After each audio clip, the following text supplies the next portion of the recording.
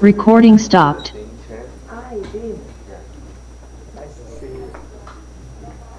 Thank you so much for giving this. Recording in progress. Thank you so much. I think this is really a big challenge for a lot of professionals.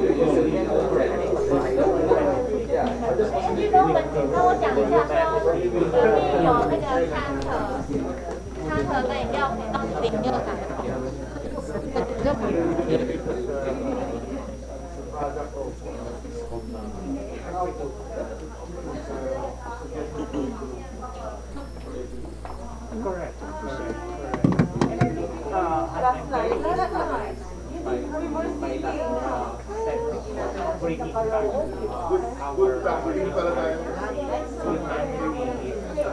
Most of the professionals, our colleagues,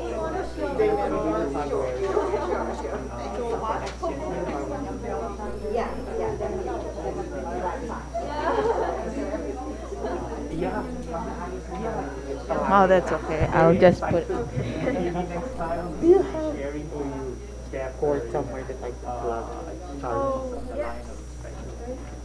Thank you so much for this opportunity. I would like to just give my card. Maybe we can continue and communicate with each other again. And thank you so much for everything that you did for us. And it's been very wonderful. It's very helpful. Sure. Maybe next time we will show you how we handle the special needs.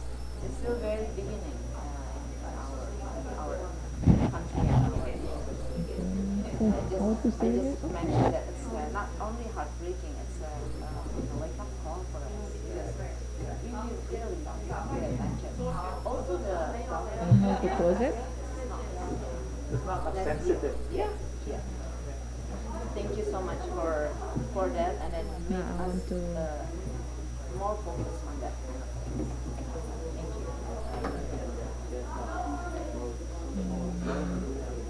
you. Correct. Yes. Sure. Thank you so much. I'll just give it to you, then let's have photo. Oh yeah. Can I Come on. join? Yeah, sure.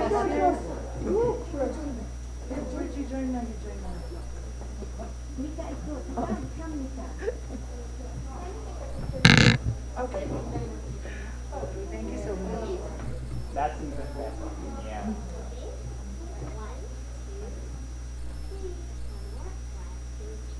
Can I have for my camera too? Wait, sorry.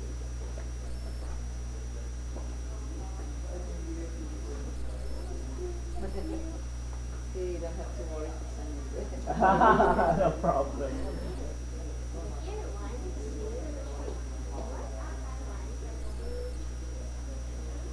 Are you there? Yeah. Yeah. You're not high. Yeah. No.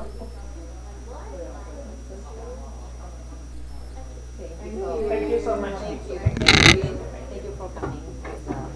I know you've been busy.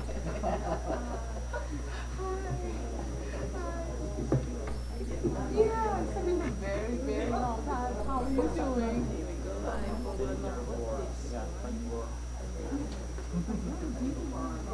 Congratulations on, like, successful career.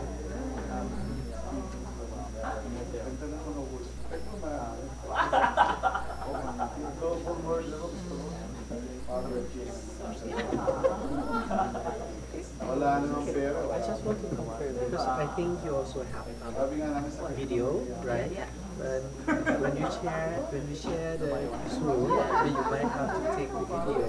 Otherwise, it will not running smooth.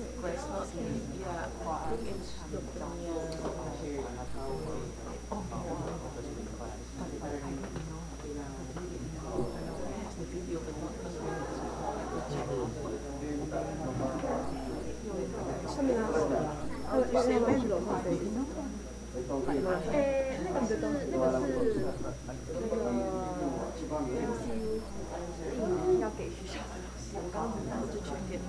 the room is okay because we see directly the source, but I think the people online have to check. Now you can share the screen. It's still sharing.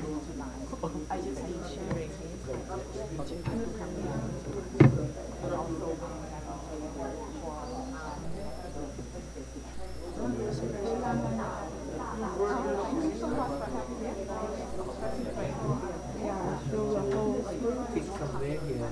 Which one? This voice and video. This one for video.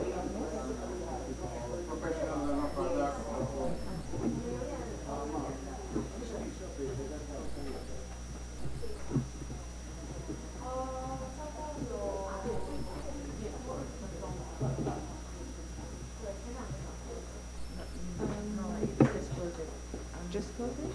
Yeah, because the first one is the number.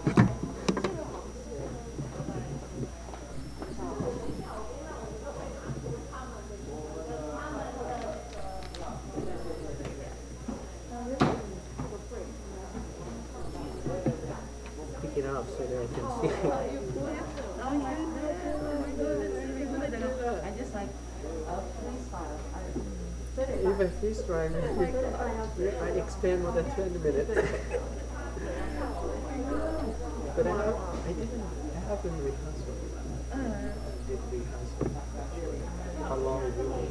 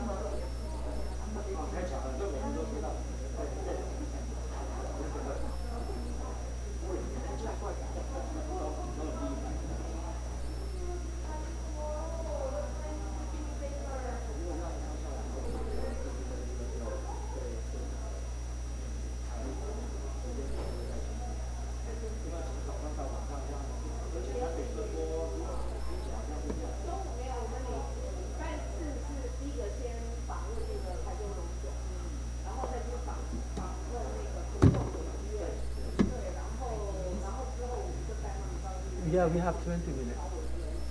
For how long? Oh, no.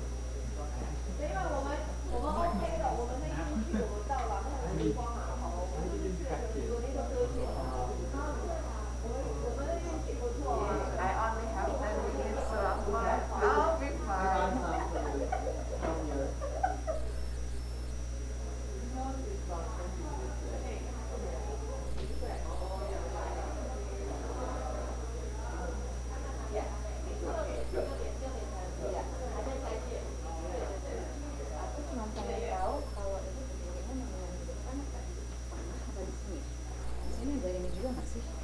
Oh ini ada ini juga, udah saya di sini aja dia lebih enak kok. Iya. Daripada saya ngeliat terus ke situ, ya kan? Iya, yang kayak tadi yang Siapa namanya?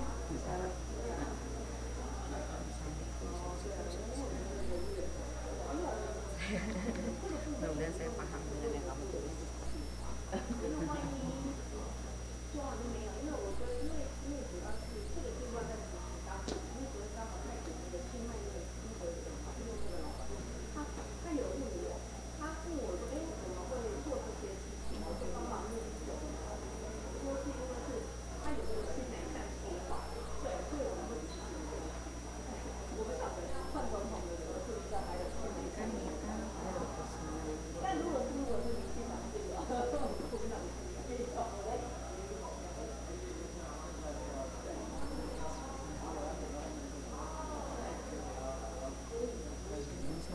Semua.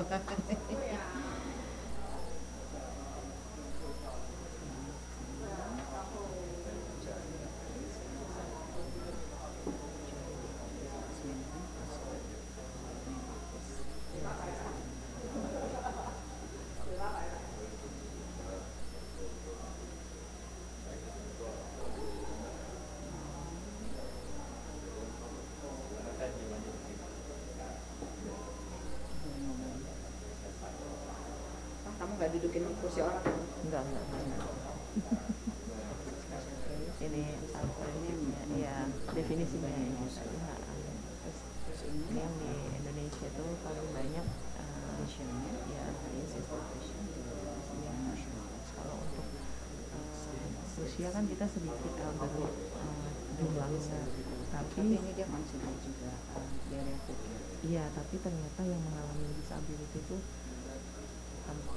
paling banyak di usia elderly. Oh, ini jumlah orang Iya, tapi yang paling disability mengalami disability justru di usia elderly. so this is the population Yes. in Indonesia. Kemudian distributionnya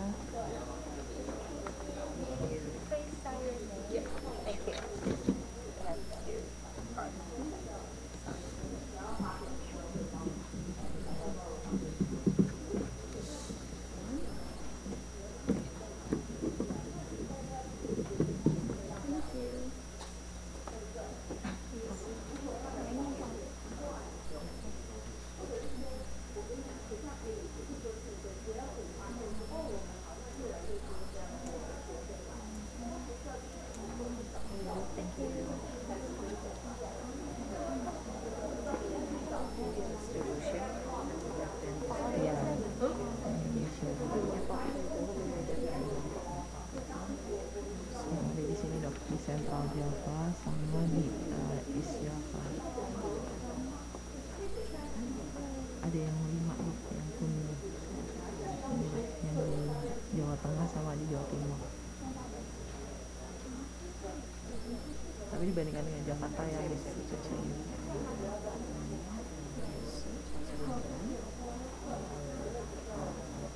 Ya.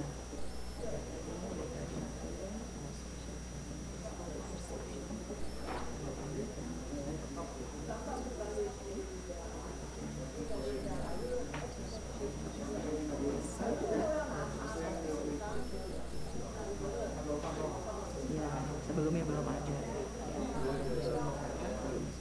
Sekarang juga ya, untuk mental student mereka udah ada conscious, sudah kesadaran tentang pentingnya.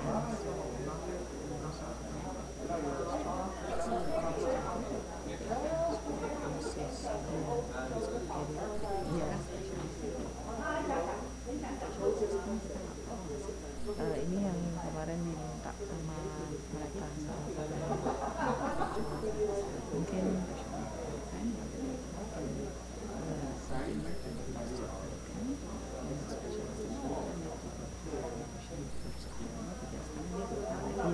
kemudian ada yang ini dok, yang kurikulumnya dari info dan special care.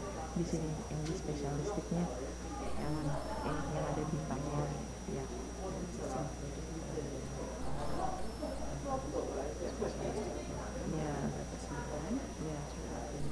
Dan sekarang dengan adanya program ini kan semua prodi ikut gitu dok ya.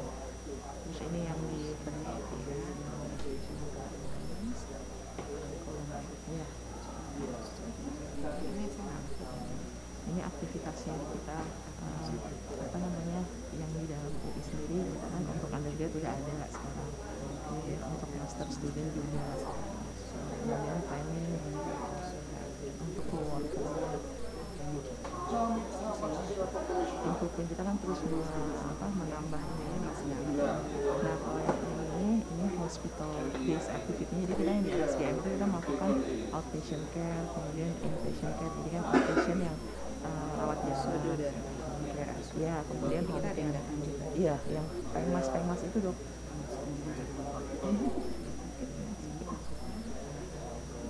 Geriatrik sendiri sudah maksudnya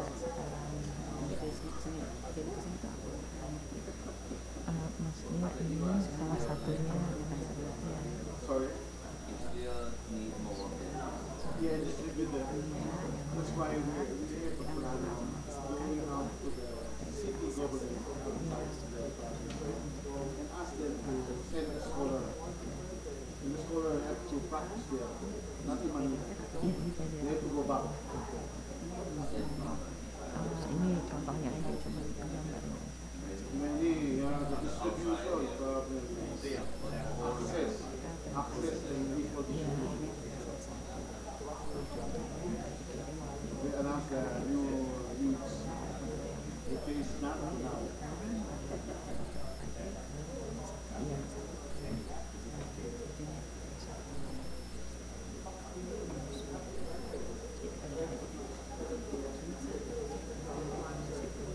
Salah satu tadi yang home care itu memperkenalkan ini. Ini apa sih? Jadi kayak assessment tool aja gitu. Misalnya kalau misalkan ada yang udah mulai dibuat ya kayak di aplikasi, oh ini resiko tinggi, ini resiko rendah, harusin application.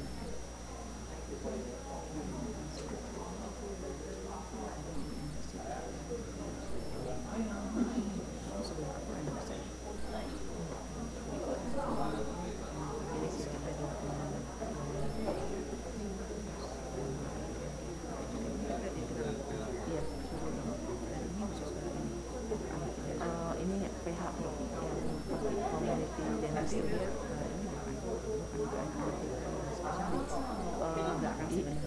yang di sini iya dok, ini ada yang spesialis juga, suggestionnya apa namanya, kita terus mengembangkannya dengan research and so on. Ekonomi ya kan, biaya kan butuh biaya ini kita partnership dengan pihak collaboration, bahkan di bawahnya investasi tapi maksudnya apa namanya, dukungan untuk biayanya. Jadi contohnya ya kita dengan CSR kayak gitu dok.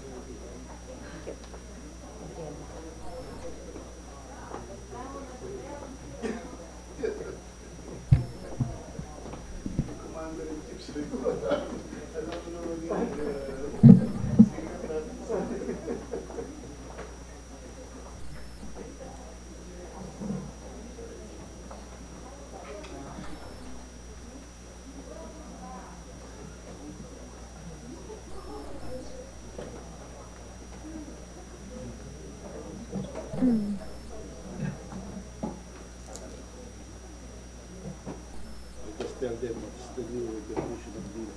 The new definition of this. It's not everyone now.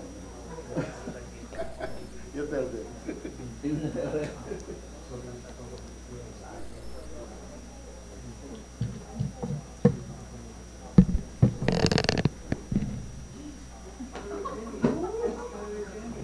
Before you call the next lecture, I just going to have 2 sentences just to wrap up things up. Okay.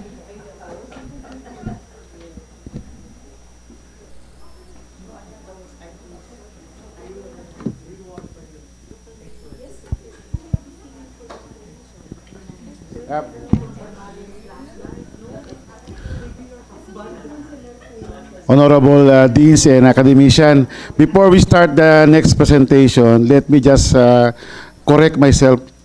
Now, a while ago, I volunteered the essence of needs, that not everyone is enjoying dental service. That's from the start. But with you around, let me modify it. Now, everyone is enjoying dental service. Thank you, Dean. Okay, now we will start the second half.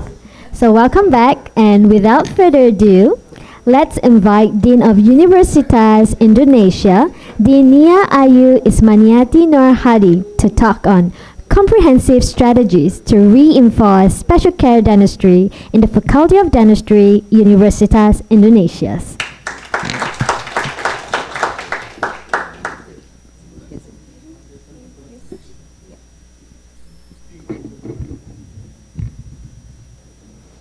Can I just hold this? Okay, let's move it there like this. Hello, good morning, everybody. My dear audience, especially the host, Professor Kao, Professor Yu, Dean Chun Teng, and my dear friends, Dean from all over the country, Southeast Asia, from Thailand, Vietnam, Philippines. I think it's really, this morning your presentation was great. It's really a wake-up call for me because we haven't been very, I'm a bit touched. We didn't pay attention, in terms of special needs. I think you're the one who started to, for us to begin with, because everything needs money. And we don't have that much because we are a public university. We don't get enough pay for the students. We cannot raise our tuition and things like that. And I think your support has been very, very helpful for us to begin with. Thank you so much. Okay, this morning, I'm going to talk about the comprehensive strategies to reinforce the special care dentistry in the Faculty of Dentistry, Universitas Indonesia. Yes, maybe some of you already know some of the team of the special care dentistry. Professor Linda, our previous dean, some of you know her well. And Linda, Professor Linda Wati, that's right. And Professor Margareta, Professor Linda from Prosthodontic Department, and Professor Margareta Suharsini from Pediatric Dentistry, together with Dr. Nika. We also have Dr. Nika here, actually. Can you stand up? Yeah, I come along with Dr. Nika here, and Dr. Nika prepared some of the presentation here. Thank you so much. And we also have Professor Yuniardini, or we call her Professor Ite, from Oral Medicine, and Dr. Muhammad Pahlavi, also from Pediatric Dentistry, and Dr. Melissa. Some of you, I believe, already know because she's been at the holding the international office for about 8 years. I think she's well known around the 8 years around the Southeast Asia universities. And Dr. Masita Mandasari, also a young staff. She's from Oral Medicine, and Dr. Dwi Aryawan from Oral Surgery Department. This is our campus.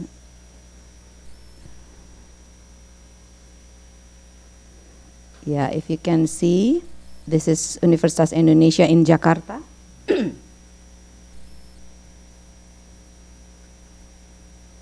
That's our Faculty of Dentistry. Our main office is in Salemba. It's in the center of Jakarta, but actually the main campus of the university is 1 hour away from the university, from Salemba campus. It is in Depok campus. It's a bit suburb. It's different city already. Have you been there, Prof. Kao? Oh, that's good. So I don't have to explain a lot then. And we also have within our campus in Salemba, in central Jakarta, we have our dental hospital who's just been refurbished and finished the refurbishment in 2020. Isn't that right, Dr. Nika? And it's just before the pandemic started. And I believe that we started 2019, Professor. And after the pandemic, our collaboration, it's a bit hike up, but we still have later on we have an online meeting, and then we continue our collaboration and such things. Because during the pandemic, we had to close, like everybody, maybe in other university, we have to close our campus for about 3 months. That because of the patient doesn't want to come, the student is not allowed to come over to the campus, and the teachers, especially like myself, if I'm not young anymore, I'm not allowed to come to the campus and things like that. So it makes the progress a bit slow. So this is the Salemba campus. This is our main campus for dentistry, but actually, as I mentioned, the university main campus is in Depok, 1 hour away. So it's about 260 kilometers. No, hectare. Sorry, it's quite big. It's quite big. Yes, it is. It is. You have to come over. Maybe one day is not enough to go around the campus. We have 16 program, 14 faculties, two schools. It's a postgraduate schools and 1 vocational program. Initially by the government, but now we are being unsubsidized bit by bit. You know what I mean? So it's quite, yeah. I think it's same everywhere. So this is the campus, like I mentioned before, the Salemba campus. We have a dental hospital, but in Depok, which is the main campus, we also have a hospital, the general hospital. It's Universitas Indonesia. We call it Rumah Sakit Universitas Indonesia. Rumah Sakit is, I mean, hospital. So yeah, Rumah Sakit. Rumah, it means home. Home. And then sakit, it means ill, yeah. So it's a hospital, Universitas Indonesia. So it's been maybe 5 years, more than 5 years now. It's been built for the last maybe back 10 years ago, helped by the JICA, Japan Foundation. So it's if you can see all the design also, you know, it's more like Japanese design with the earthquake proof kind of thing. Yeah. So if we talk about the disability, everyone knows that that is a physical, developmental, mental, and behavior, cognitive, emotional impairment that is involved. While we ourselves and our teachers and our nurses, we have to put in mind that a disability is not an obstacle. That makes us what you've been discussed this morning. I think also maybe if Professor Wolf is still here, if he's still here, what he discussed, of what he described about the special care need of the special cares, it will be helpful for us to implement. I would like to discuss about general description about this disability in Indonesia. The data is saying that way, that the highest percentage is the vision. It's about 63% of all the disability, while the lowest is emotional, while it's gradually reduced from every disability here. Looking to the population in Indonesia, we can see that the highest percentage is for the very young people.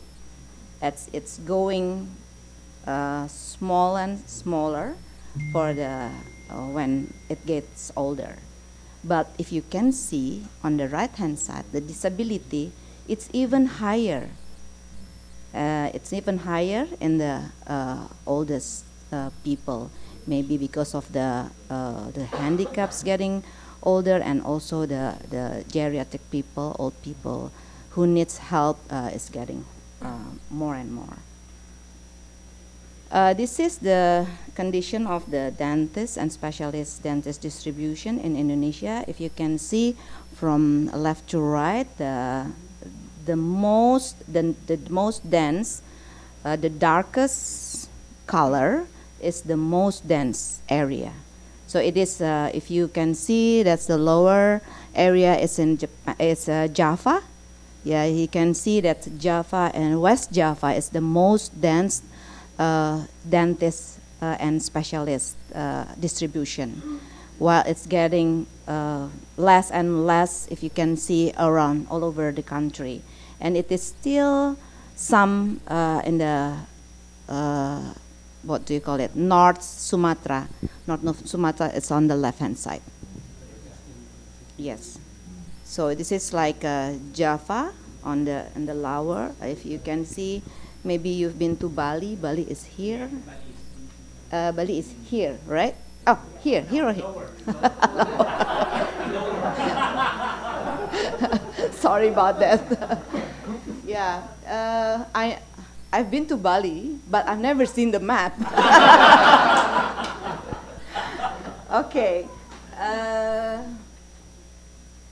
So this is the Faculty of Dentistry in Indonesia. We can see from, you just have a look the fourth number number of the pink one. It's still in the Java area, yeah, West Java, and that. But still, some of the 5 university with the Faculty of Dentistry, it's around east and mid of Java. So it's still dense in the Java area. So this is some of the research that's been done by our team of specialist care dentistry. It's about how the perception of the young among the dentists regarding to the special care. It's about 250 dentists participate with 173 general practitioners and 77 specialist dentists who participate. And the result is that they didn't have SCD or special care dentistry component during undergraduate dental school. So that is something that we might need to pay attention, because we ourselves didn't pay attention about such things.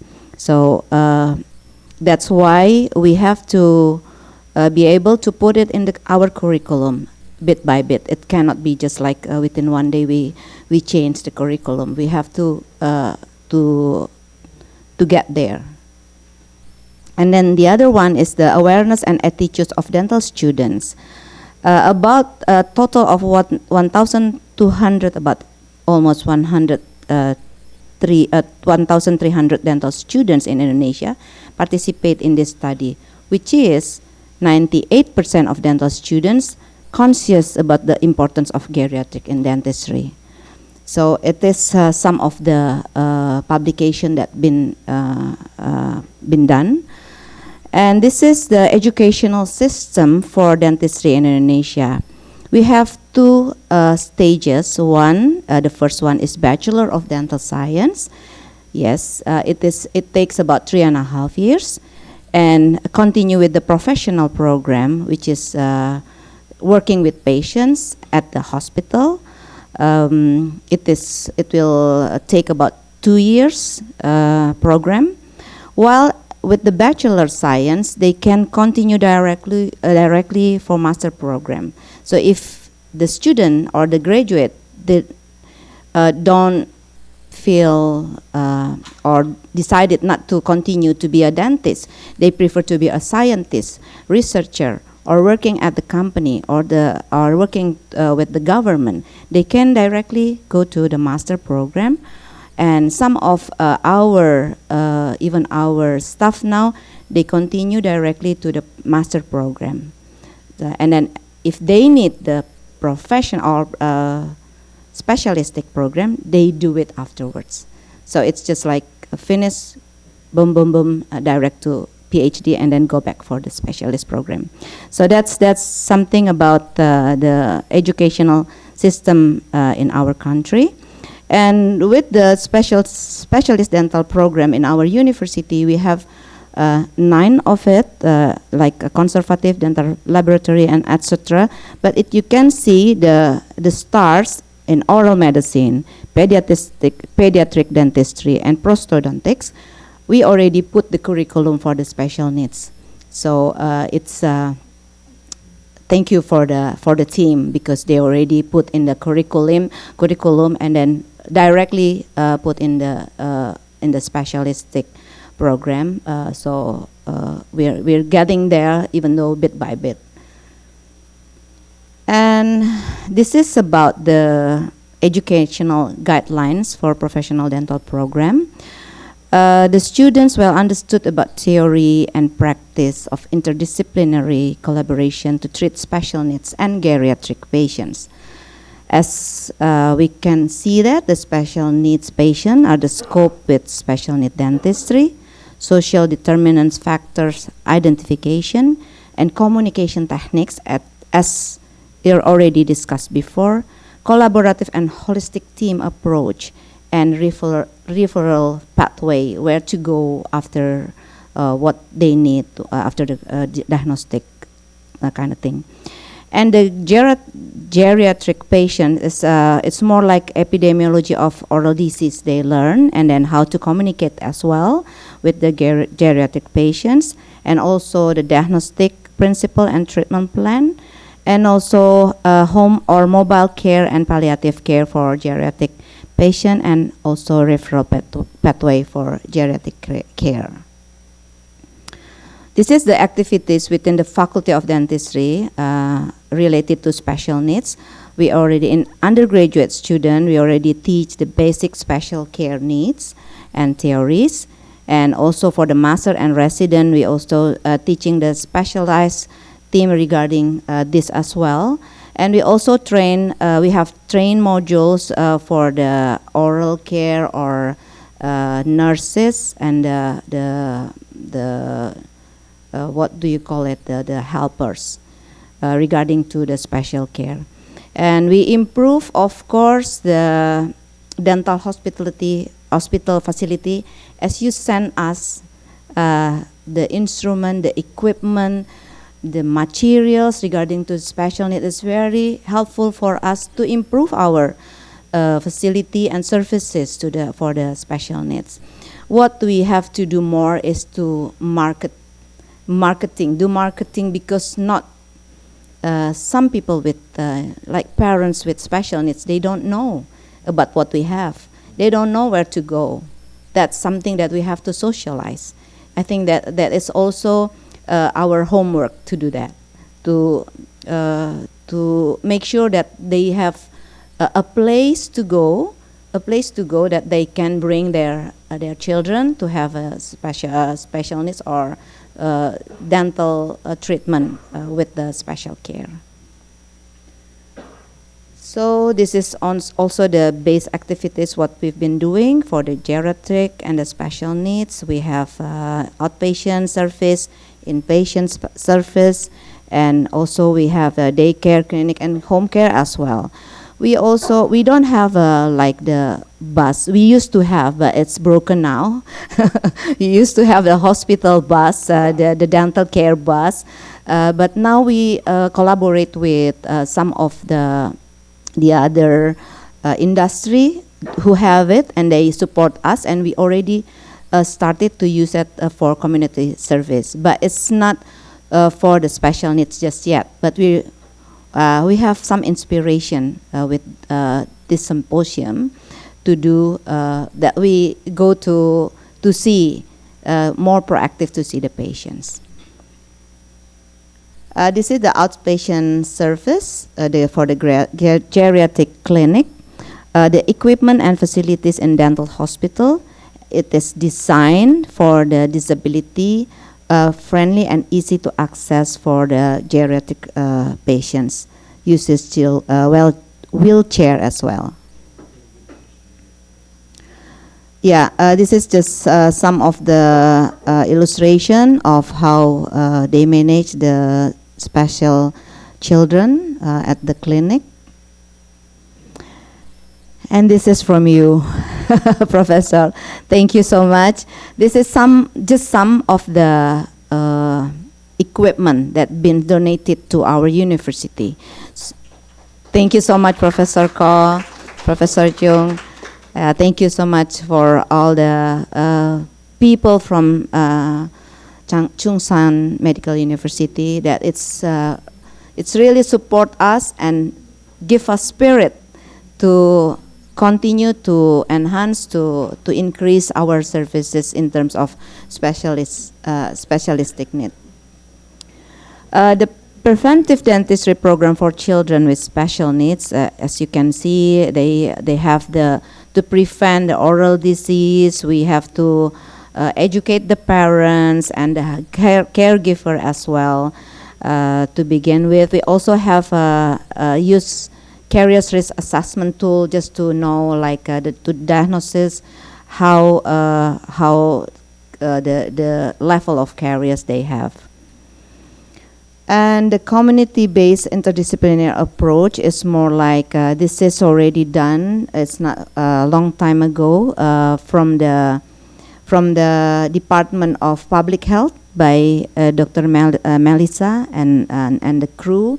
They seen some of the Yayasan is a foundation.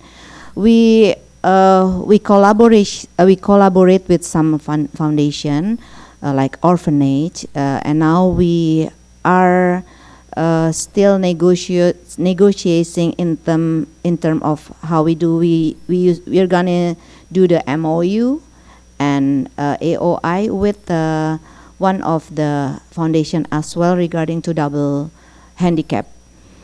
I got the information that they have about 30, maybe 29 or 28 of the patients with double handicap, while only 5 of them can help themselves. So they can go to the toilet, can take a bath, eating, but the rest, they need help. And you know how many people helping? 60. Only 60, but they have to divide it into 3 shifts for only less than 30 handicapped children. Not children. I think it's what is the oldest? 60 years old. Yeah, it's so bad, and it's so sad, because that's why I was so touched, and it's really breaking my heart, you know, looking and then hearing that this is the population that it's been neglected for some times. Like we in our government now at the moment, they more focus and in the stunting. So it's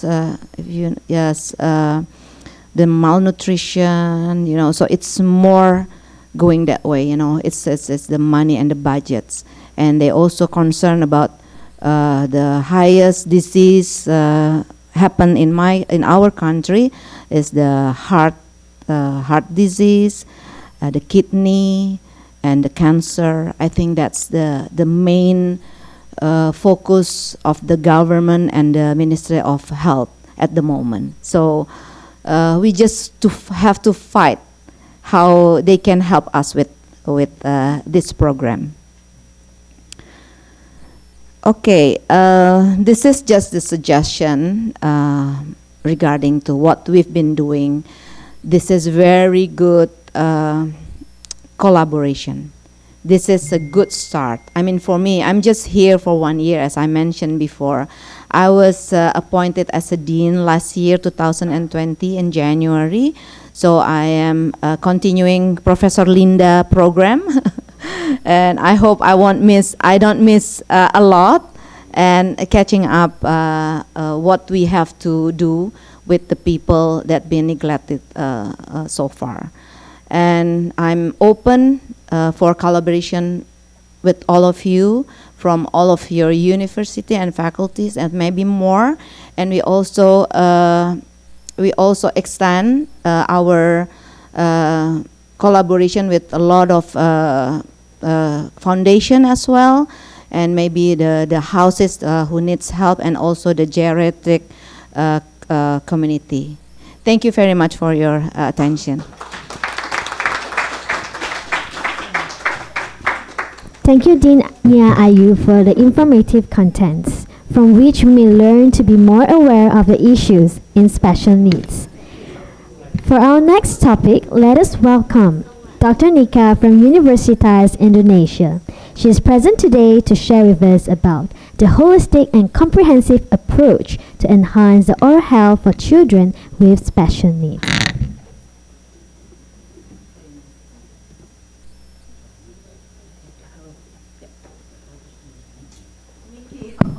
Thank you very much. Good morning, everyone. The Dean of the Oral Medicine, Chungsan Medical University, Prof. Kao, and Prof. Yu, and all the deans here, also the distinguished guests. Thank you for having me to present the holistic and comprehensive approach to enhance the oral health for children with special needs in the Faculty of Dentistry, Universitas Indonesia. Okay, I just skip this because Dr. Nia already explained it for me as well. So yeah, here we are in the central of Jakarta, and it's quite a dense area. Okay, we already know what is the special care dentistry for the special needs patient, but then it's not only because of the congenital or developmental disturbance, but also it's happened postnatally, acquired through because of the trauma, disease, and environmental causes. And previously, I realized that now the disability in elderly is quite high, even in our country. But then, because I'm a pediatric dentist, I usually work with children. I thought like, okay, the challenge is the disability in children, but now it's the paradigm shifting already. And in 21st of March, we just celebrate Down Syndrome World Day.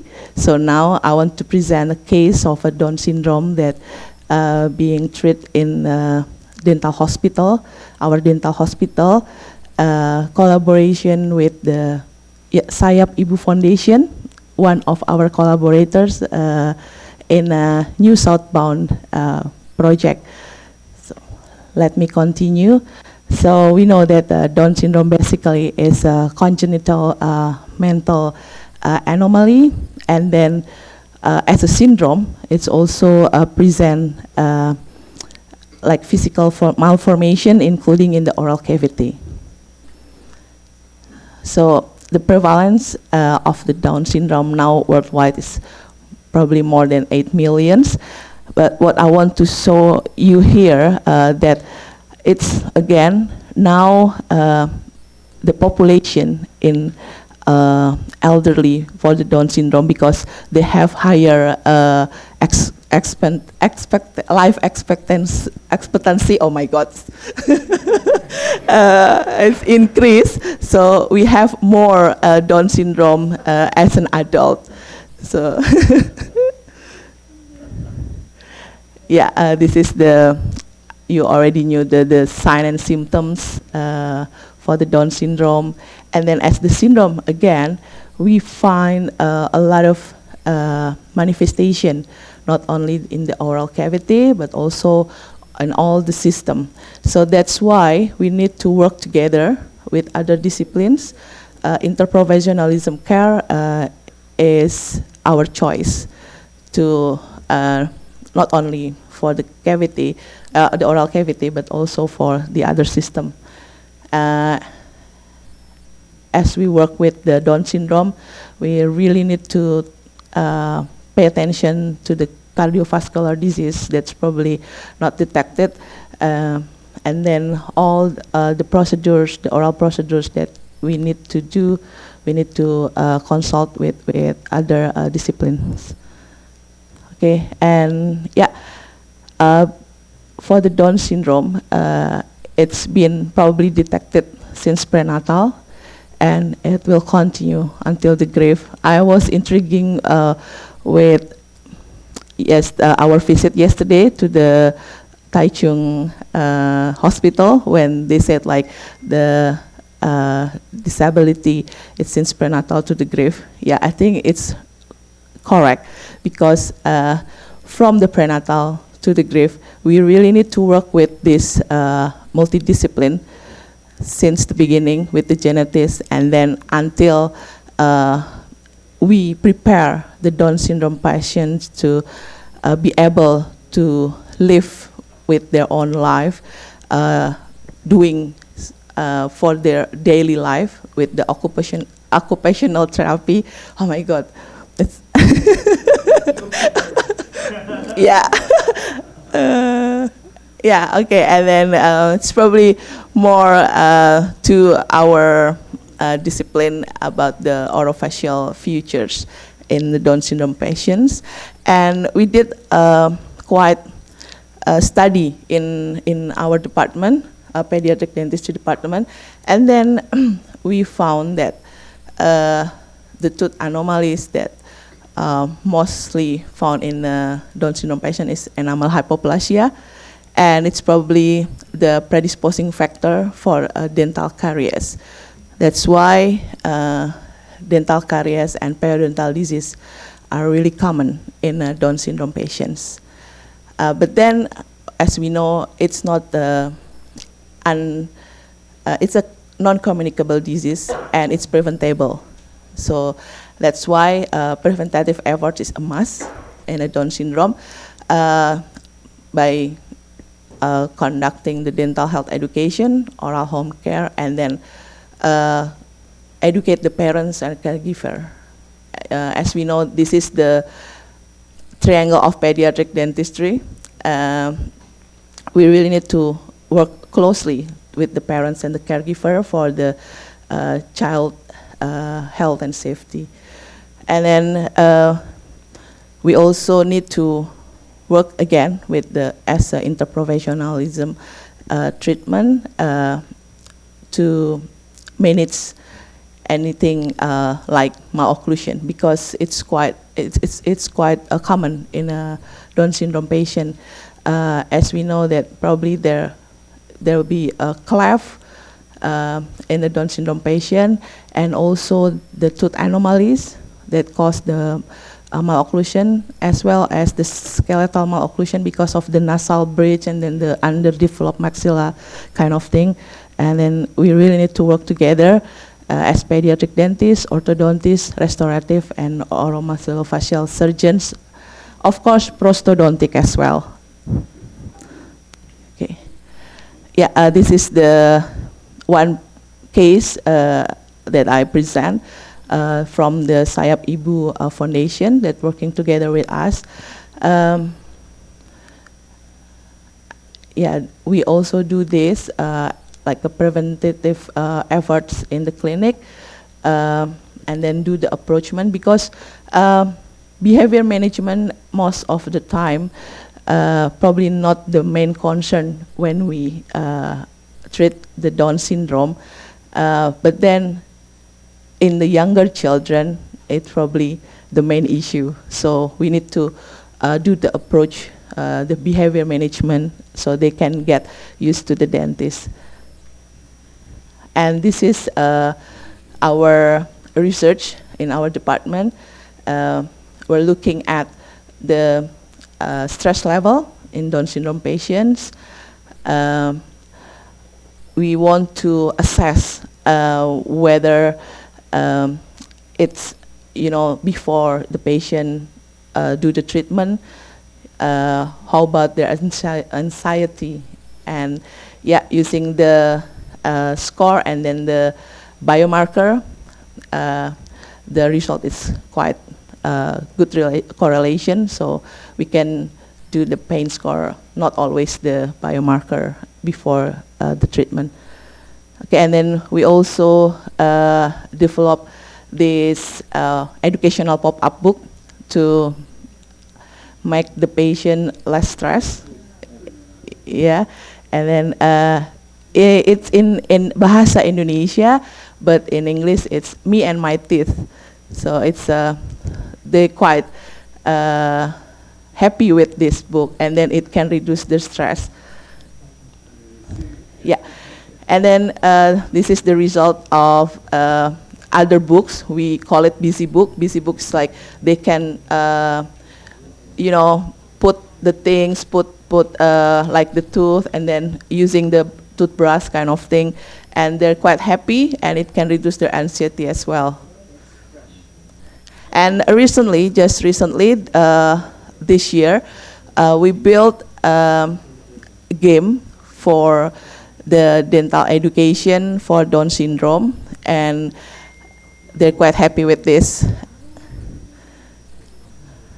Yeah, and we also do the community engagement to educate the caregiver, not only the parents, but also the caregivers when they go to the foundation, like Sayap Ibu Foundation. We collaborate with the Association of Pediatric Dentistry Jakarta branch. This is our facility that we can use now in our new dental hospital. So hopefully we can go further with the treatment for the special needs children. Okay, thank you very much. I would like to say thank you for my contributor. It's our academic staff in Pediatric Dentistry Department, and also for the special care dentistry team, and of course to the new Southbound Special Needs Resources, Prof. Kao, Prof. Yu. Thank you very much for having us. Good morning.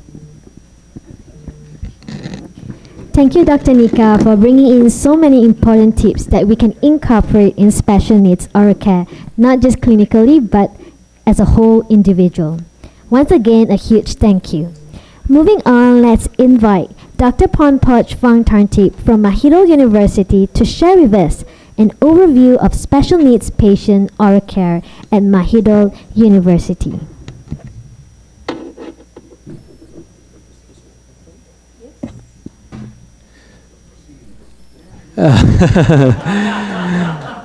That I lost my energy to present today.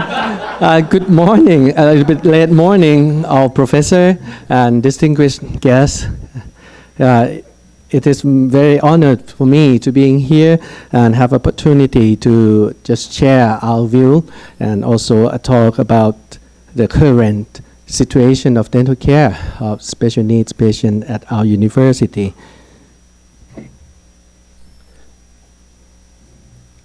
Thailand has a population of 70 million, and as other data compared with us, we still have a very middle-sized compared to very big Indonesia and also big Philippines. And I just checked that we have a smaller number population than Vietnam. Let me start with this some data.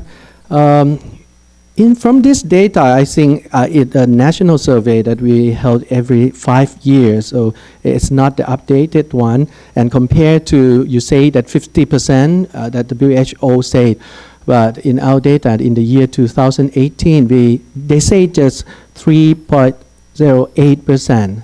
It might due to some criteria that's quite different and the procedures of survey.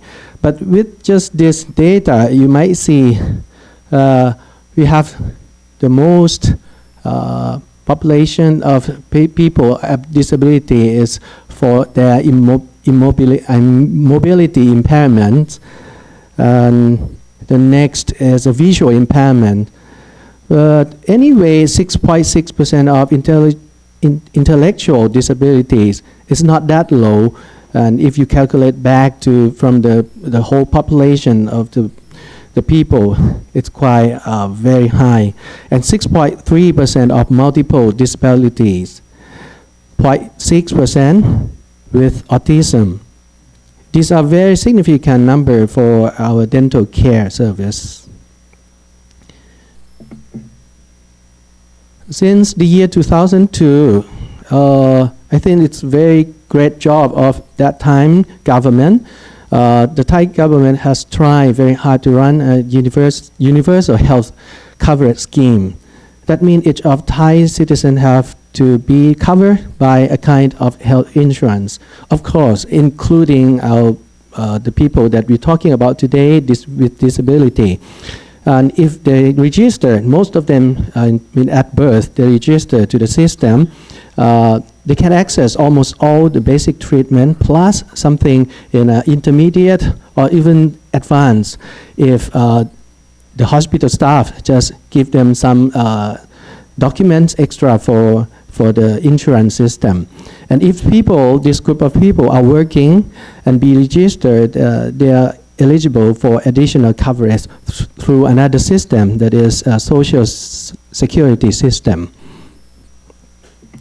This is our dental school, which Dr. Surkit is the director of the hospital. And like other dental hospital of dental schools in Thailand, we are treating many kinds of patients with disability. So today, let me just introduce some managing system of my system and some of special needs patients in my clinic. Basically, we have 3 clinics responsible for the patients with special needs: pediatric dental clinic, advanced general dentistry clinic, AGDC, and maxillofacial surgery clinic that Dr. Pariya, Dr. Surikit belongs to that clinics. Generally, all patients below 15 years old go to pediatric dental clinic. Severity of the dental and behavioral dental, all of them included in that, the people below 15 years old. In the case of adult patient with severe dental or behavioral problems would go directly to maxillofacial surgery clinic and get emergency problems done under GA, under general anesthesia. Those with less severity will be referred to my clinic, AGDC, to have an oral examination and treatment plan and start treatment, normally at the dental chair. Those who finish treatment under GA for their emergency might be referred to my clinic, and also patients who get things done in pediatric dental clinic will have follow-ups in that clinic until they are getting very old, or even something too hard for pedo can do will be referred to the AGDC for further treatment. And now the patient will collecting in some of clinic, as you might imagine. Currently, the number of patients who need recall visits, both in pediatric dental clinic and our clinic, are increasing. So we have a plan to have these follow-up patients come to the new section planned to be an oral health center for special needs patients, where we are calling out our partners and also our graduates to come and help taking care of them. Now let me share just some cases from my department. As you might know, because we introduced ourselves many times, we have almost all kinds of specialists. Most of them are willing to help us take care of patients with disabilities. We also have a super GP, we call super general practitioner residents, to help us in our clinic. I think last year at the conference, I shared with you some story of this guy. This guy with extraoral swelling that had to be done in the OR. But today I would like to tell you these 2 nice. I'm wrong. Okay. It's okay now. I'm going to tell you some simple cases today with some nice story that we're treating in a normal dental room. Let's start with this little cute baby girl. She came to our clinic about 12 years ago at the age of just 10 months old with a special concern on her lower lip. It looks from this, we will have a close-up photo after this, it looks like a mouse-shaped lip. She was diagnosed with Mobius syndrome. She was the first and the only patient of mine with this syndrome. Generally, she had weakness on her whole body that made her unable to hold her body upright. She also had the weakness on her right side facial muscle and right side eye, and hearing impairment also occurred at the right side ear. Her parents had their own business. Her mom had enough time and ready to bring her to our clinic at almost every time we asked. And she take care of, the mom taking care of her daughter every 24 hours as a full-time mommy. I think that's one of the key success of this case. And mom showed with us with this series of her baby's face photo with the wool on her lower lip. She told us that the baby always used her hands rub over and over her lip. The lip got irritated by the front teeth. There was no problem when they have no teeth, but when the front teeth come, like this, maybe it's because the malalignment of the tooth too. But until the lip got bad, wool deeper and deeper like this. Mom, she quite excellent and had tried many ways to prevent the progress of the wool, such as using a very thick gauze with an adhesive covered on the baby's mouth over then. Then it didn't work, so she changed her idea and now use the roll of how to call the toilet paper roll just to cover over the elbows of her kids to prevent bending arms. But it seems nothing did work. Mom was worried about the lip might get a permanent damage in its shape, so she went to consult a plastic surgeon. Anyway, no answer for prevention. Surgeon can plan to have a lip repair, but no one can say that it will not happen again. Then she was advised to see a dentist like us. And this is pictures of the close-up pictures of the first day I saw that defect on her lip.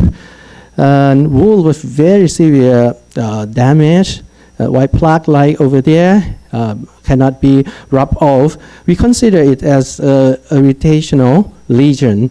We didn't have much ideas on this one. But the first idea come to us is very common because we get used to kind of like a material for prosthodontists, right? So I did use a putty type silicone, make a cowling done for this baby, and we tied up. We do a screw, we do a holes and tie it up with a dental floss and tape it on the baby face. Do you think did it work? If it were, I would not bring this case come to you. Anyway, it does work because we found no undercut. The silicone covering cannot retain in its place. But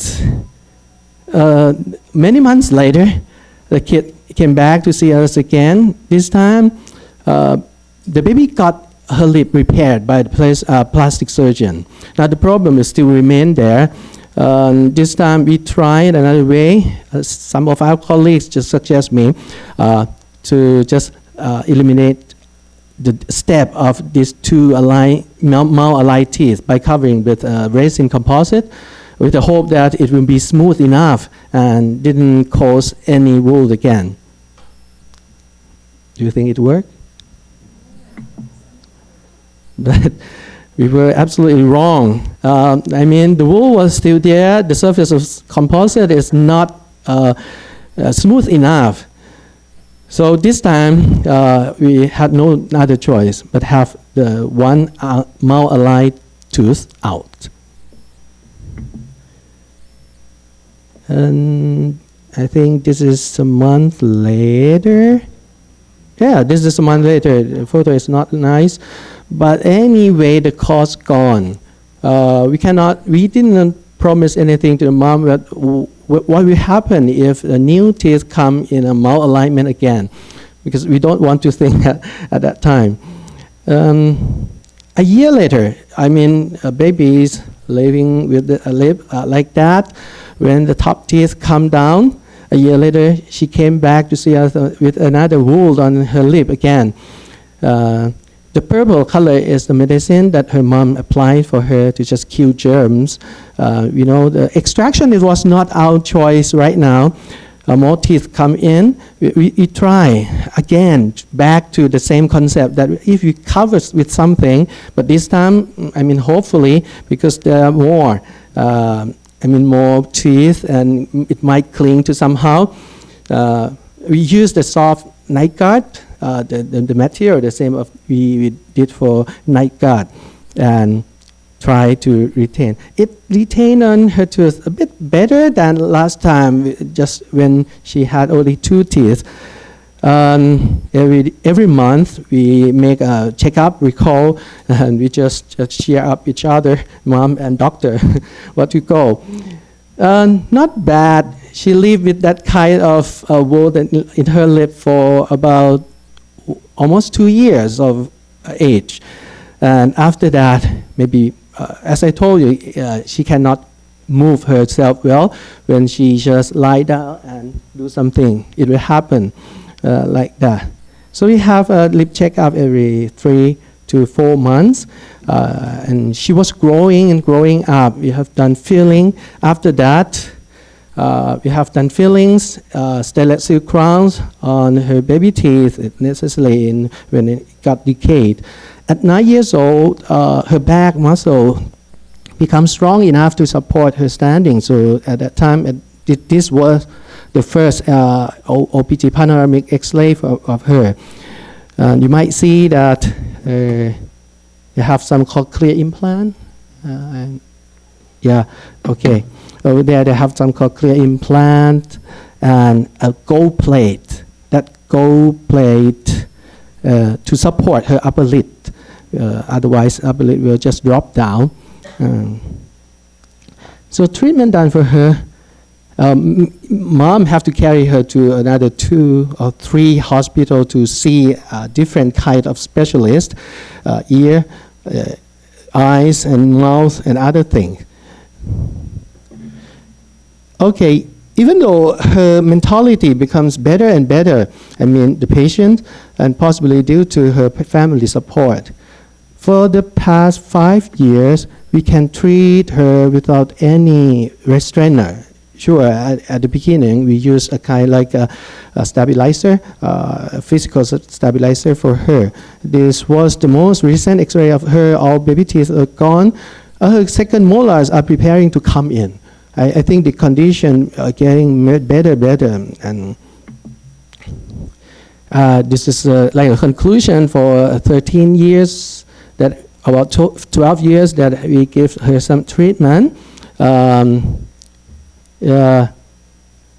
You might see that 2 years ago we decided to have her tooth 4-1 extracted again. This not because the wound on her lip, the wound on her lip get healed already, but because the malalignment, and moms are worried about the cleanliness over there. But I don't have latest photos after that. Everything become better, but right now she still have cross bites both in the anterior and posterior areas. So next, I have to ask orthodontist, my junior, come and think again, what is your further consideration for this kind of condition? But anyway, it depends on her compliance in the future too, because now she cannot speak well, but she really understands everything what happened to her. And 10 years ago, she be wrapped by the towel wrap, but this time she helped us to control her sister, the younger sister, on the floor. That really good evidence that she still have very good attitude toward coming to see a dentist. And what I want to talk to you again, right behind the successful scene over there, not only in the dental clinic. We share with you with permission from her mom. She's so lucky that she was born into a very super supportive family. From bringing her to our hospital, another hospital have to go. And her mom and dad did research a lot about the weakness of the whole body muscle until they found that there's a place they can visit and get trained about physiotherapeutic exercise. At the age of 2 years, the whole family started to visit a clinic in Germany every year. They are well enough to go there every 2 every year, about 2 months at a time. She got her body checked and analyzed there. Doctors and therapists there provide a therapy that is called the Volstar therapy for her. When she come back to the Thailand,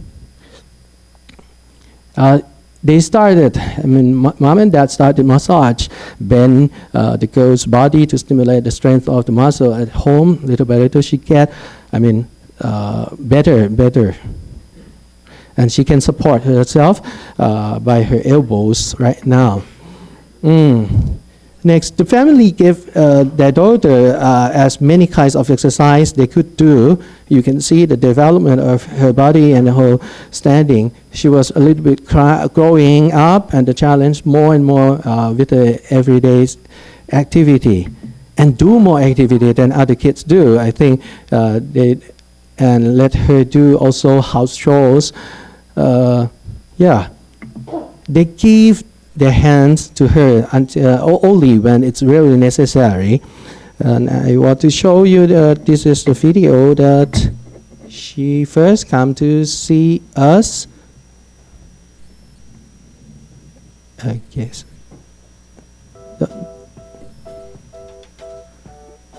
That mom collect the video and edit it in like a clip like that.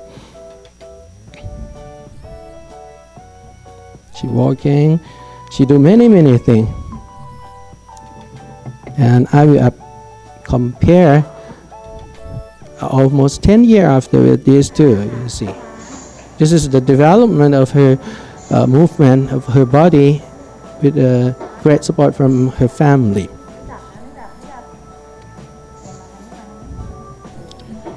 Mom have an attitude that her daughter should, live in this world independently one day. And this is the New Year card that she sent to me, the giraffe drawn by our patient. I will get through. There's a very short story for this man. Not yet, sorry. Not yet. Let me do my old job. Okay, very short story for here. This is the second one, Jeff, he's called Jeff, came to our department recently to have a treatment on his number 2. Okay, and the first year resident was assigned to take care of him. He got diagnosis with ADHD. His parents had retired from work, so every time father drives the car to bring this son to our clinic. This is what we saw in the mouth. And intraoral photographs can be taken. Generally, his teeth is clean and have no restoration in his mouth. Past dental history is just something very simple, like scaling and dental sealants. The panoramic X-ray showed there are some other hidden problem over there, but it's not urgent one as the number 2 that we found the ratified area over there. And the pedo clinic sent us because of this tooth diagnosed as a dense invaginatus. His dental problem is not complicated, so we plan to do root canal treatment for him.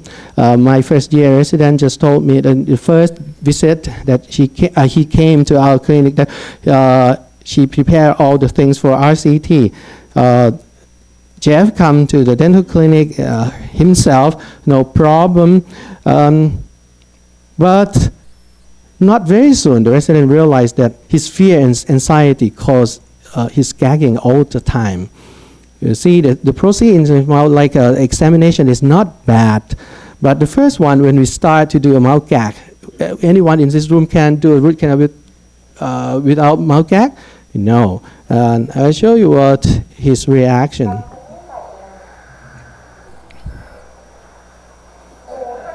That's unrelated.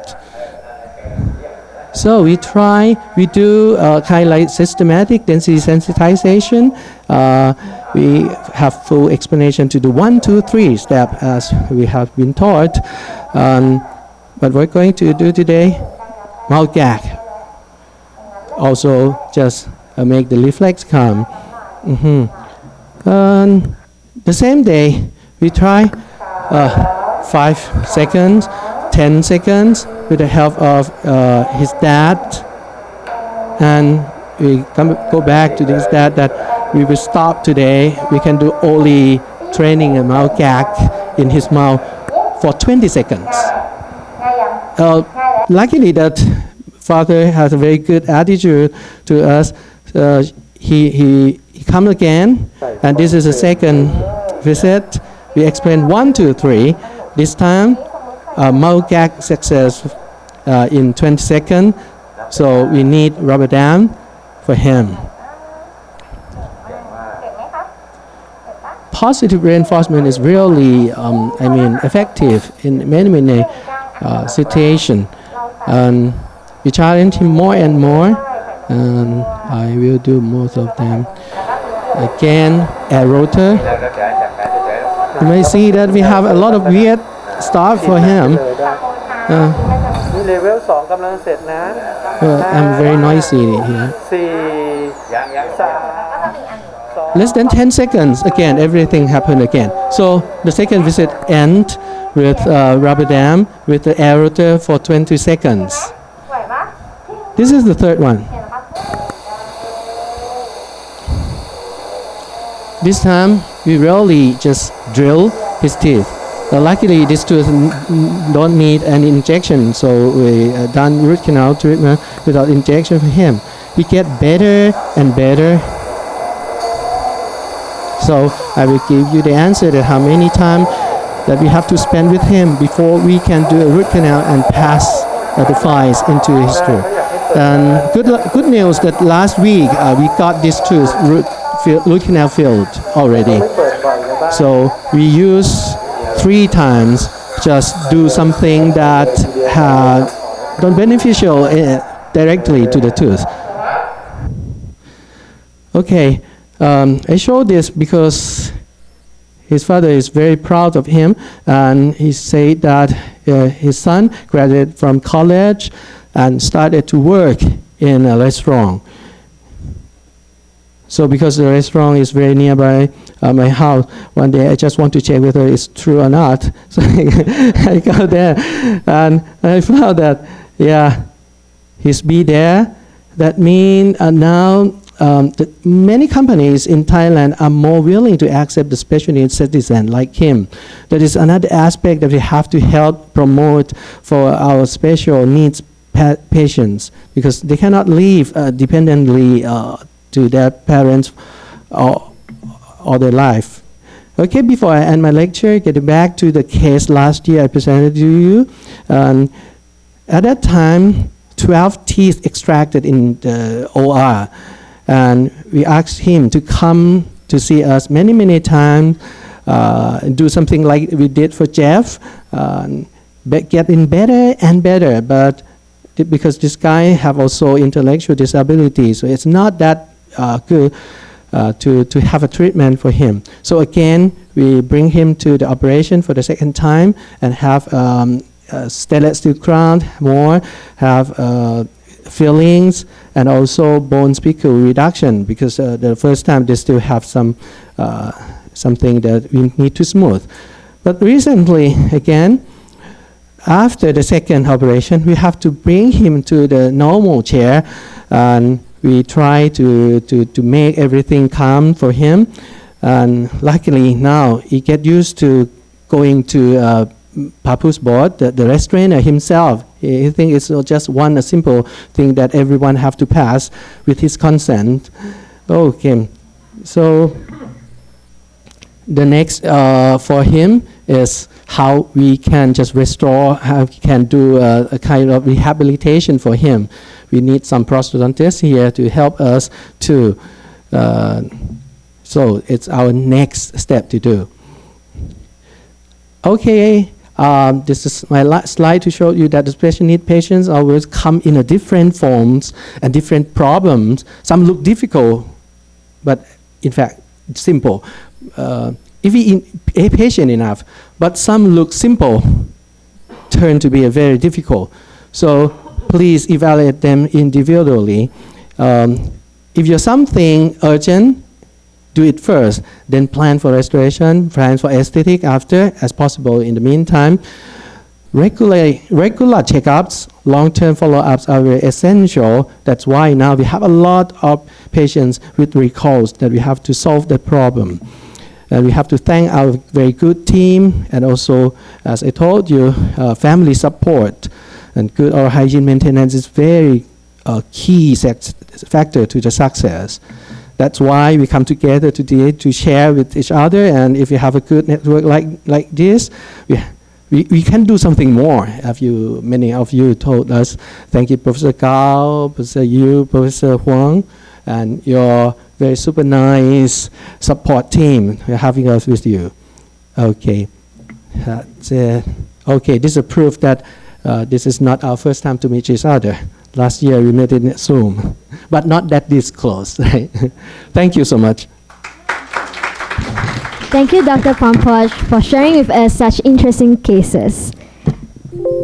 Next, we are delighted to have Dr. Trim Min Pao from Hanoi Medical University to share on dental care for children with autism. Please welcome Dr. Trim Min Pao.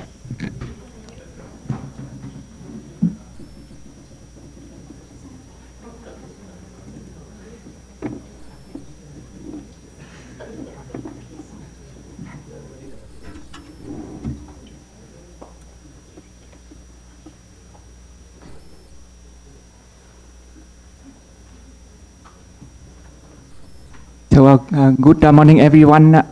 Yes, I would like to thank Professor Cao and Professor Yu, from Dean of Oral Medicine, and I would like to say hi, honor of the member from Thailand, Indonesia, and Philippines.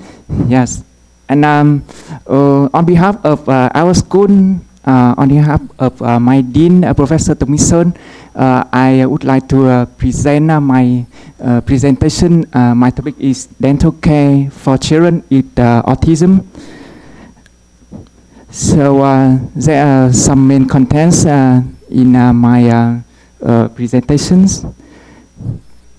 That is a short, brief introduction about definition of autism.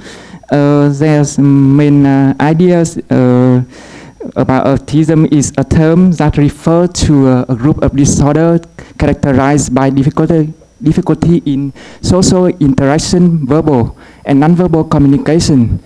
Currently in Vietnam, there's no accurate statistic on the number of the children. The number may be up to 500,000 people.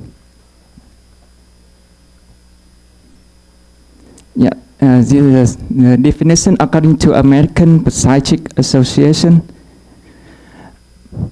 Autism spectrum disorder consists two standard groups, group 1 and group 2, and I need to skip this slide because you know that. There's some research in Vietnam according to Rehabilitation Hospital 2007, the rate of children with autism coming to the doctor increased by 50 times, and the rate of children with autism being treated increased 33 times. For the reason there's no official program, a truly program for children with autism. So our school decided to implement a dental health care program for children with autism, and the Morning Star Center is a beautiful center for the children with autism, and we decided to choose that to give them the treatment. Yes. So the center was established on 1995, and this is a social non-profit organization. They provide counseling, early detection, early intervention care for the children with intellectual disabilities and autism children. This is a picture in front of the gate in Morning Star Center, and you can see. Currently, the center has 70 classes, including some class related to Down children, cerebral palsy, and, autism. The dental care for morning center program is supervised by our school.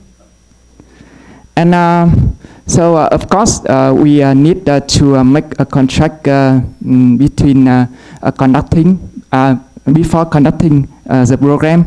So this was a day we signed a contract, and in the left side is our teacher, our vice dean, and in the right side you can see the lady in the center is she is director of the center, and she is so friendly and kindly to help us, support us a lot. So how did we conduct this program? First of all, we collect the student list and information of own class and give the children dental education, dental examination, and dental treatment. That is a form of agreement for participants. You can see I highlighted there are three main point when I give the parents the consent form. We focus on dental examination, apply fluoride varnish, and filling with the ART. And luckily for us, when the parent totally agree with us and they check all of the box, filling all of the box from 1 to 3. So that's luckily for us. The dental education was performed by dental student, and each student supports one child, and we only teach children brush their teeth. And the method we usually use tell, show, and do.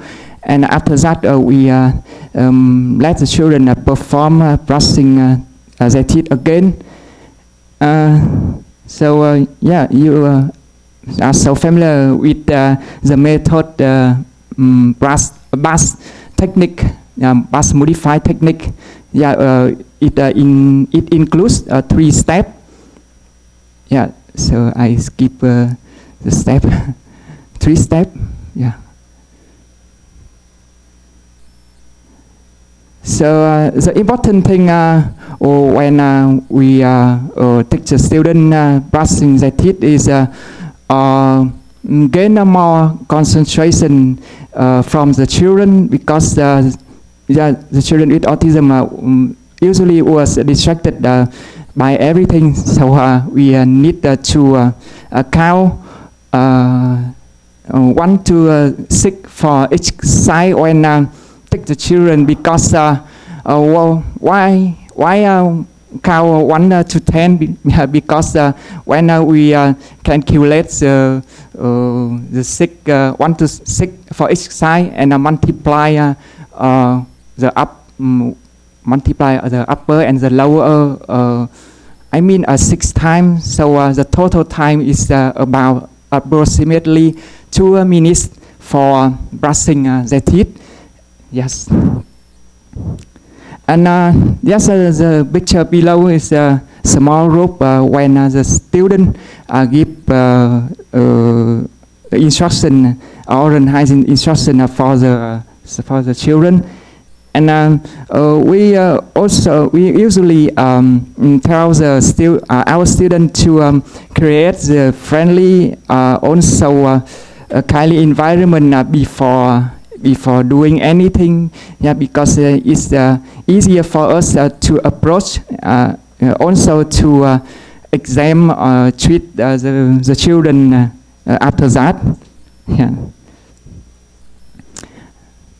As you can see, each student support one child and give the children toothbrush, and sometimes we ask the children how the children brush their teeth at home.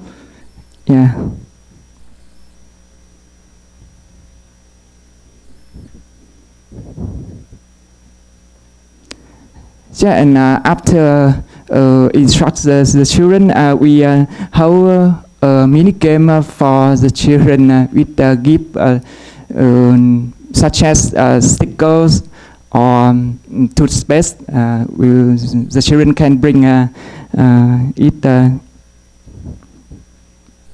Okay. So next, we do dental examination after collect consent from the parents. Normally, we use some symbol index for our program, debris index. Yeah, it's an interpretation of the S. We assess the tooth decay according to IC-DAS classification. Normally we use there are two dental record paper. The first one is for the children. They can bring the dental record paper for the parents because it's very colorful, right? And after examination, we use some color pen to draw and to draw the color with the tooth got the problem. Yeah, the problem. Yeah. This is a dental record paper for collect data. So before promoting treatment, we prepare some basic instrument like the mirror, tweezer, or spoon, spoon cavity, and something like a dental filling instruments. Yes, and some pen colors. So most of the time we got difficulty, got stuck when we examine the children. Yeah, you can see, you can watch the video below. Sorry about that. Always noisy like that. Yes. Okay. So. I mentioned that when we treat the patient, there are three important things. The first thing is we do a simple thing for children and no over treatment. And if we got some complicated case, we need a referral, to the hospital. There are two interventions. Automatic restorative treatment and applying vanish fluoride. This is a favorable case when we apply vanish fluoride. Yeah, quick video.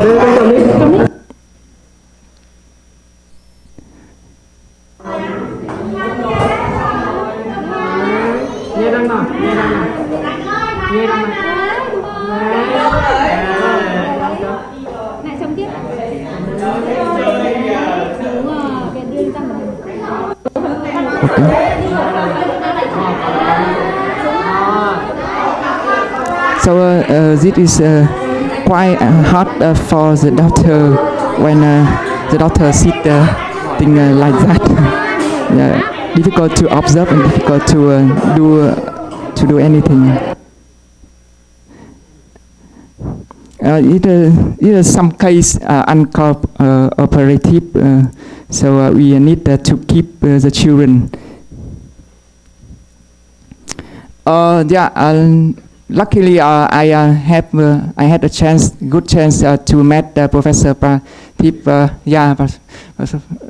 He gave a good lecture and good knowledge for us about smart technique. Simplify, modify, automatic restorative technique is very useful and beneficial. 5 years ago.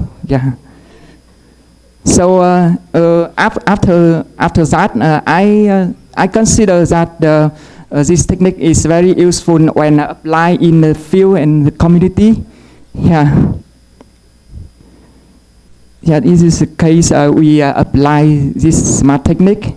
We use dentin conditioner and we make the mouth dry and fill with dental material cement. I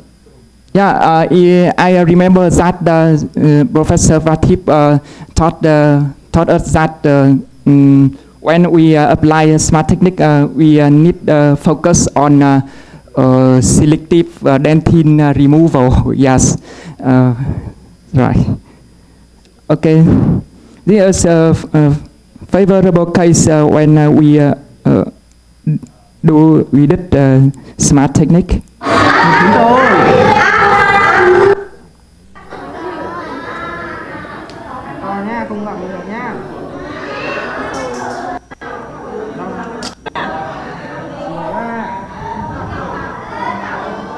So we use spoons cavity to remove dentin.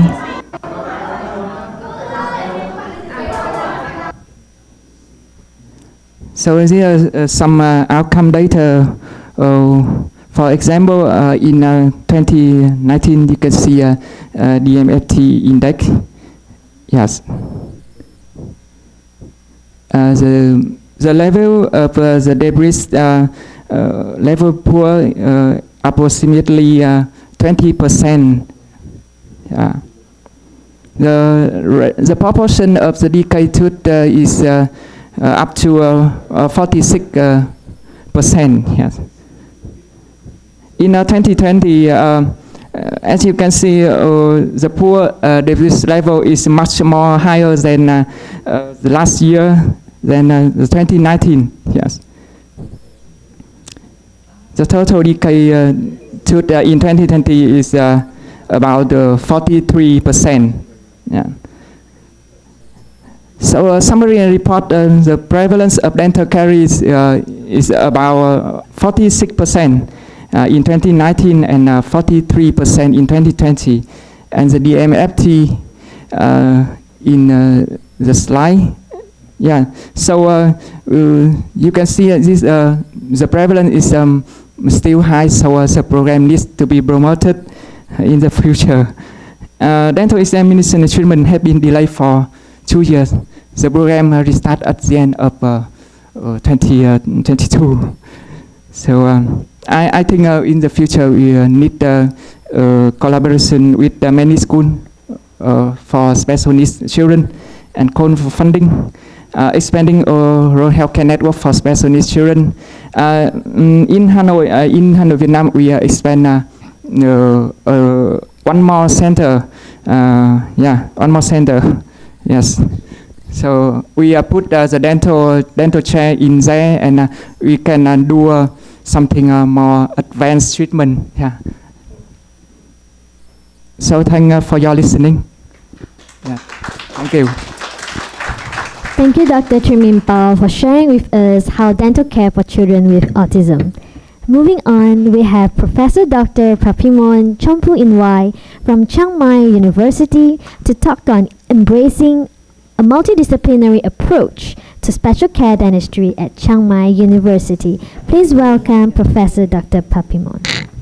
Yes, on the schedule, I supposed to say good morning, right? But now I suppose have to say good afternoon, so I will not keep you long for here. First, I would like to, express my sincere gratitude for Professor Gao, Professor Shen, Professor Huang, Professor Yu, and Zhongshan Medical University for having us here.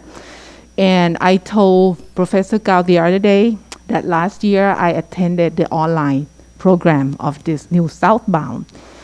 And I was wondering why didn't they invite us?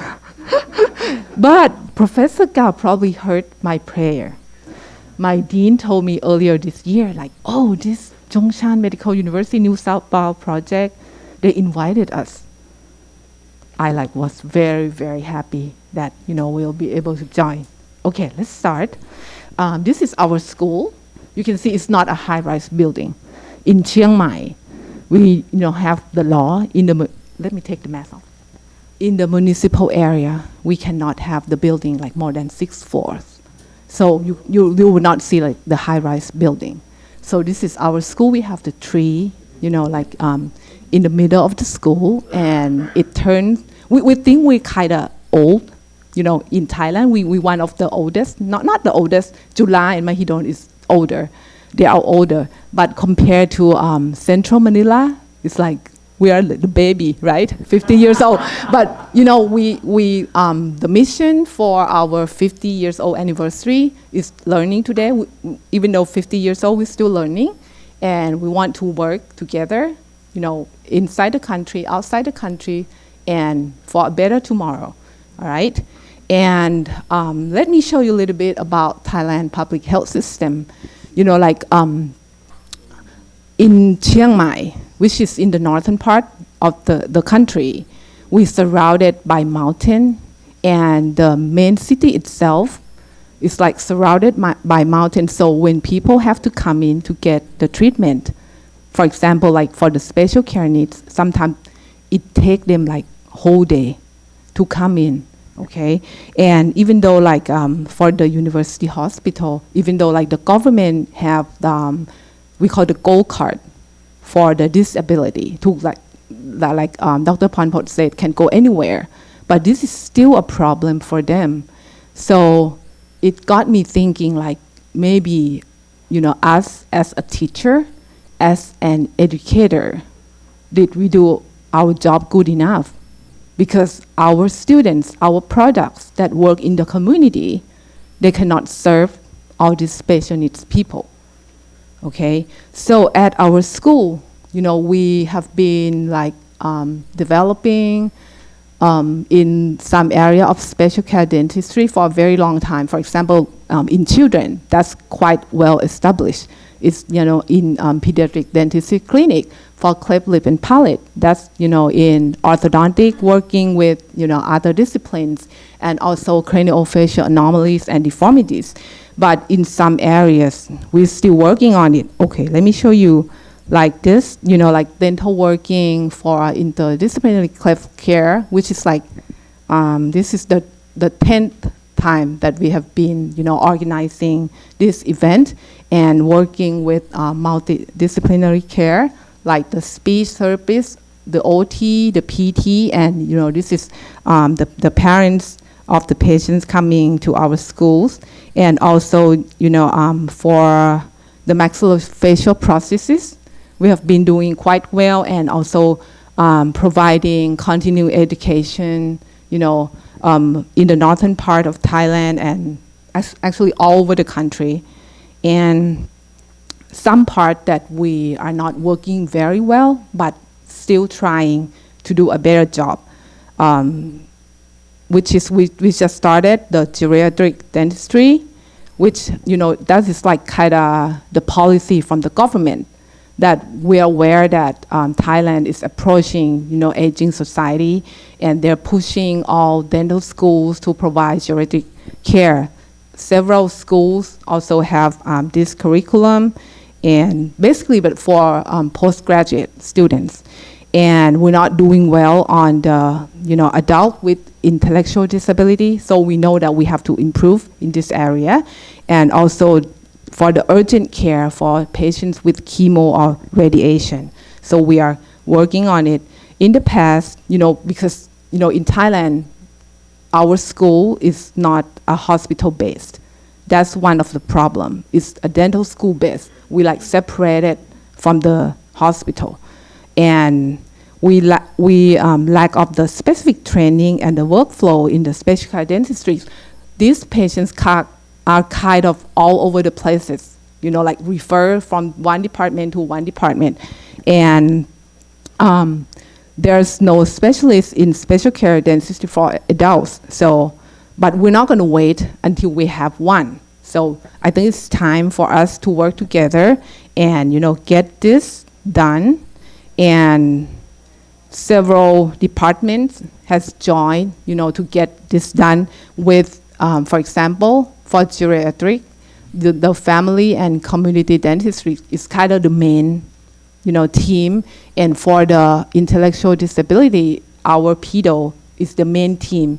But at the same time, we have some limitations of our own. Like, for example, if the patients get older, coming in when they are 50, like with periodontal problems, will not be able to take care of that. So we kind of want everyone, to join and help this work get done. And for the urgent care, basically oral and maxillofacial surgery and oral medicine are the one who's taking care of it. And we are working through the beginning of it. Geriatric, they go first. They have the course already. They provide the course and also the master in geriatric dentistry. But basically, this is the community-based, okay? And we're aware that, we're gonna have to make our dentists that graduated from us being able to serve the community. So we have done, the pilot clinic, the project, to start this. And within this year, this academic year, we already put the core course of the lecture in all disciplines of postgraduate levels. And also we have the elective clinic specifically for the intellectual disability, which is now the pedo and general dentistry have participated in this part. And also for the undergraduate, for the 6-year dental students, to have them to have enough exposure and some experience to serve in their community. And like I said, we also aware that we are, heading to the aging society. And Chiang Mai is like an hour from Bangkok. 1 hour flight from Bangkok. And we kind of have like a slower life, like no high-rise building surrounded by mountain, like I said. And we are kind of a destination of the expats, like from Japan, from Europe and all that. And we one of the, probably, you see that, right? 11 best places to live in Asia as an expat. So university and our school, we are well aware that, we're gonna have a lot of, aging society in our school. And this is like, our special care clinic, and this is during the pandemic. We're doing like the online consultation. And the home visit, of course, is in the part of this program, prevention, oral health promotion, and also when the team, find that the patients need the treatment, they'll refer the patient to either primary, secondary, or even the dental school itself, okay? And this is, when they go to the home visit, okay? And we also like work with community network, for example, non-profit organization, McCain Senior Center and Hospital, which used to be a leprosy hospital, but now we don't have like leprosy anymore, right? So it turns into a senior center and hospital, and also private nursing home, and the primary care unit, like sub-district health promoting hospital. Okay, this is just some pictures I want to show. I think it's kind of similar, to other countries, and also work with the OT, like when we work together in a group. And also the university itself, realized that this is coming. So they have a geriatric medical center, which our school also have a geriatric dental center in that facility as well, okay? And also, okay, my time is up. Okay, and university itself also, provided the senior wellness center, which have dental clinic in there as well. And not only the treatment, we try to support the well-being of the senior. You can see Pilates, yoga, Thai massage, dancing and singing, all activities for the elderly, right? And we also try to, apply the technology, the application. We're using Line a lot. I think like Nika learning that we use Line with all, like system like X-ray, the meeting and everything. So we get people together and very easy to communicate. There are several, we're using Line for like all activities at our school. And also the Trello, that's another application, okay? So, like I said, now we're working on it. We try to get everyone involved. It's not just, one specialty that have to take care of these patients, but we, still face some challenges. For example, the patient has uncooperative behavior, which our department, pediatric dentistry, probably, I wouldn't say, we are the best of taking care of, like the behavioral management. But, like I said, sometimes they have systemic disease, which is not like related to young patients. For example, they have hypertension, they have something else that we're not familiar of. So when we're working together, that can solve a lot of problem. And also the home care, the community dentistry, they're really good at this, and they're like, go out to the community and serve and help us with the prevention. Okay, just to show you some cases, but we're not gonna go into like deep detail of the case. For example, this guy, he like us to call himself Handsome O. His name is O, but he just said, okay, he is handsome, so call him Handsome O. So we just do like simple treatment in dental chair, no problems. But sometimes we just have to teach, other disciplines, how to take care, how to manage the patient in dental chair. Just some simple treatment, and you can see that his denture is not in a good shape, and we need to work on that. And this is how I play the video. Just start. And periodontists were there. Just show them, simple counting, to manage the behavior of the patient, and sometimes singing. We sang a lot last night, right? Okay, just singing, just give the patient some distraction. And periodontists, when they learn from us, they now have more confidence. Okay. And just to show some patient with cerebral palsy, with epilepsy, and no wheelchair bound, and have not a very, let me skip to, this is our team in community dentistry found her with the home visit. And so they sent us to schedule for the treatment under general anesthesia. And recently, the team from community dentistry went out to visit her again and give, oral hygiene instruction for the parents, all that. Okay, just to show you the big picture. All right. And in another unit is the patient with, before radiation or chemotherapy. This is the different in challenge, because this is the urgency that we need to get everything done before they have other treatment.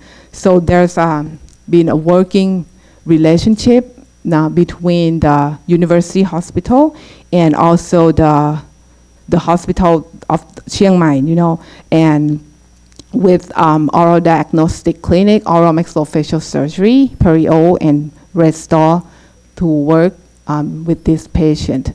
We are developing the protocol and all that, and want to make the whole loop complete. Now it's kind of, here and there, and we want to make this the whole loop, the complete loop for the patient, and easy for them to come. So I think the best is yet to come. We're not reaching there yet, but with our learning experience, especially has been 3 great days experience here, that we learn a lot. And in the future, we hopefully, we'll have more organized flow and system, more training, and, especially networking that will help us get better. Okay, thank you very much for your attention. Thank you, Professor Dr. Papimon, for bringing us such informative presentation. So right now we will proceed for lunch in Zhengxin Hall. So you may leave your belongings here because we will lock the door, but please bring your valuables with you together. Yeah. Okay, so we will proceed to the lunch venue. Thank you.